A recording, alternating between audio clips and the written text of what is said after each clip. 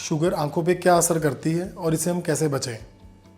ये वीडियो आपके लिए देखना बहुत ज़रूरी है क्योंकि इससे आप अपनी या अपने किसी परिचित की आंखें अंधे होने से परमानेंटली बचा सकते हैं। शुगर और डायबिटीज़ ये आंखों के विभिन्न अंगों पे असर करती है, लेकिन जो सबसे ख़तरनाक असर होता है वो पर्दे या रेटिना पे आता है। ये असर इतना ख़तरनाक क्यों है? इसकी दो वजह हैं। एक तो ये परमानेंटली आपको ब्लाइंड बना सकता है और दूसरा ये साइलेंट किलर है। मतलब कि शुरुआत में इसके कोई लक्षण नहीं होते और जैसे कि दीमक धीरे धीरे अंदर ही अंदर लकड़ी को खोखला करती रहती है और हमें अंत में ही पता लगता है, उसी तरह से शुगर का भी हमें धीरे धीरे असर आता रहता है और अंत में जब एकदम से नज़र चली जाती है तभी हमें पता लगता है। जैसे कि आप जानते हैं कि शुगर बहुत तेज़ी से पूरी दुनिया में फैल रही है और इंडिया इस समय डायबिटीज़ कैपिटल है और उनमें से आधे से ज़्यादा लोगों को डायबिटिक रेटिनोपैथी हो जाती है और इनमें से बहुत सारे लोगों को इसके बारे में पता भी नहीं होता और 40 to 60% लोगों की इसकी वजह से रोशनी पर असर आ जाता है। और इस समय 50 ईयर से ऊपर लोगों के अंदर जो सबसे कॉमन कॉज है परमानेंट ब्लाइंडनेस का वो है डायबिटिक रेटिनोपैथी। पर अच्छी बात यह है कि अगर हम टाइम से इसका पता लगा लें तो हम इसे बच सकते हैं। तो ये पर्दा क्या है और डायबिटिक रेटिनोपैथी क्या होती है, इसको जानने के लिए हमें नॉर्मली जब हमारी आइज़ पे लाइट पड़ती है तो वो हमारे आगे कॉर्निया या पुतली पे टकरा के लेंस पे फोकस होती है और फिर लेंस से पीछे पर्दे पे पड़ती है और वहीं पे तस्वीर बनती है, जैसे कि कैमरे के पीछे रील पे बनती है। इस पर्दे पे बहुत सारी खून की नसें होती हैं और जो शुगर है वो इन नसों को ब्लॉक कर देती है। जैसे जैसे ये ब्लॉकेज बढ़ती रहती है तो एक टाइम आता है जब ऑक्सीजन की सप्लाई आँखों में बहुत कम हो जाती है और उसकी वजह से आँखों में कुछ केमिकल VEGF रिलीज़ होते हैं। ये केमिकल की वजह से आंखों में कुछ नई खून की नसें बनती हैं, लेकिन प्रॉब्लम यह है कि जो नई खून की नसें बनती हैं ये नॉर्मल पहले जैसी नहीं होती। ये बहुत ही बारीक या कमज़ोर होती हैं और अपने आप से फट सकती हैं। अब तक मैंने आपको जितना असर बताया है ये जब तक चल रहा होता है हमें महसूस भी नहीं होता, कोई लक्षण नहीं होते।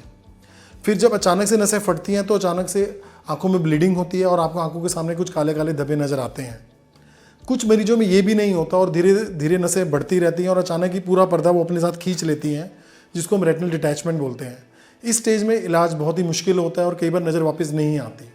दूसरे तरीके से जो असर आता है वो ये होता है कि नसों के अंदर सुराख बन जाते हैं और आंखों की नसों में जो भी बह रहा होता है, चाहे वो खून है, पानी है, कोलेस्ट्रॉल है, वो सारा का सारा आपके पर्दे में जमा होना शुरू होता है और जब वो धीरे धीरे आपकी नज़र के बीच में आ जाता है तो उसमें आपकी आँखों में धुंधलापन या आपकी बारीकी नज़र पर असर आता है, जिसको मैकुलर एडीमा बोलते हैं। तो अब जब हमें ये सारा पता लग गया, हमें इंपॉर्टेंट ये है कि हम इस बीमारी का पता कैसे लगाएं। उसको पता लगाने के लिए जो हम करते हैं उसको बोलते हैं रेटिना स्क्रीनिंग। रेटिना स्क्रीनिंग हमें एक रेटिना स्पेशलिस्ट से ही करानी चाहिए। आपको स्क्रीनिंग कब करानी चाहिए? आपको जैसे ही शुगर का पता लगता है पहली स्क्रीनिंग तभी करानी चाहिए और उसके बाद कम से कम साल में एक बार करानी चाहिए, लेकिन आपको जल्दी भी करवानी पड़ सकती है अगर आपके शुगर का असर पर्दे पे ज़्यादा है।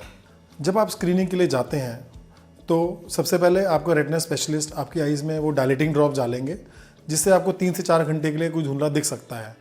वो ऑप्थेल्मोस्कोप से आपके आंखों के पर्दे को चेक करेंगे। उसके बाद वो आपके 1-2 टेस्ट करवा सकते हैं।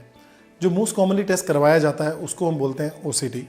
OCT एक CT स्कैन की तरह होता है जिसमें हमें आंखों के अंदर की सारी लेयर्स का पता लग जाता है कि पर्दे में कहाँ पे स्वेलिंग है, कहाँ पे पर्दे पे खिंचाव है, कहाँ से पर्दा कमज़ोर है, वो सारी चीज़ उसमें दिख जाती हैं। इसके अलावा कई बार आँखों की एंजियोग्राफी भी करानी पड़ती है। उसके अंदर हम नस के अंदर एक डाई का इंजेक्शन लगाते हैं और वो डाई जब हार्ट से होते हुए आंखों में जाती है तो हम आंखों के पर्दे की फ़ोटोज़ क्लिक करते हैं, जिसमें कि हमें सारा का सारा आपकी आंखों की नसों का पता लग जाता है कि कहाँ पे ब्लॉकेज है, कहाँ पे स्वेलिंग है, कहाँ पे खून की नसें बनी हुई हैं, वो सारी इन्फॉर्मेशन में मिल जाती है। एक बार ये टेस्ट हो जाते हैं उसके बाद डॉक्टर आपको एडवाइस देते हैं कि उसमें या तो अगर आपका कोई ज़्यादा असर नहीं निकलता शुगर का, ओवरऑल पर्दा अच्छा निकलता है, तो वो आपको ओवरऑल कंट्रोल के बारे में बताएंगे, जैसे कि आपको शुगर का कंट्रोल रखना है, अपने BP का कंट्रोल रखना है, कोलेस्ट्रॉल का कंट्रोल रखना है, ये सारा कंट्रोल करना है और रेगुलर फॉलोअप में दिखाना है। यदि आपकी आंखों में मैकुलर एडीमा डिटेक्ट होता है तो वो आपको आंखों में कुछ इंजेक्शन जो कि एंटी VEGF होते हैं या फिर स्टेरॉइड इंजेक्शन की सलाह दे सकते हैं। ये इंजेक्शन कई लोगों को अंदर डर होता है कि इंजेक्शन से हमें बहुत दर्द होगा। ये इंजेक्शन स्पेशल होते हैं, इसमें बहुत पतली बारीक बाल जैसी नीडल होती है जिससे कि कोई पेन नहीं होता और बड़े सेफ इंजेक्शन होते हैं। यदि आपकी आंखों की नसें बंद हैं तो आपको वो लेज़र भी एडवाइस कर सकते हैं और वो भी टोटली पेनलेस और OPD प्रोसीजर होता है।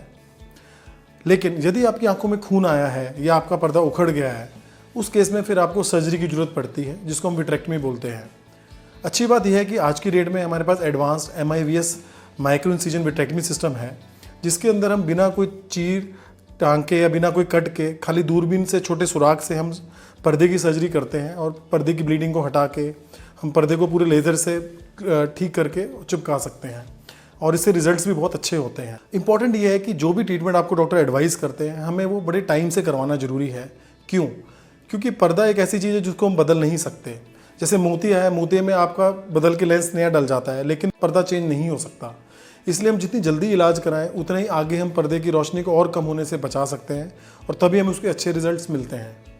एट द एंड मैं आपको यही बोलूँगा कि आप सबको जानकारी दें कि जिन बंदे को शुगर है, अगर नहीं है तो अपना शुगर टेस्ट करवाएं और अगर शुगर निकलती है तो तुरंत अपने पर्दे की जांच कराएं एक रेटिना स्पेशलिस्ट से और रेगुलर फॉलोअप में रहें और तभी आप अपनी आंखों की नज़र को बचा सकते हो और इस सुंदर सी दुनिया को हमेशा देख सकते हो।